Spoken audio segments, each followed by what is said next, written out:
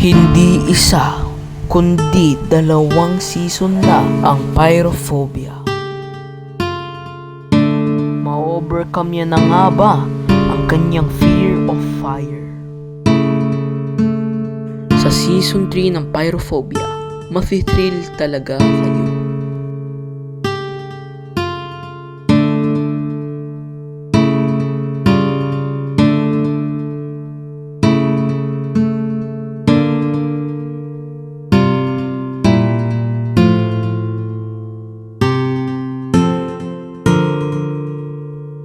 He will fight for his revenge.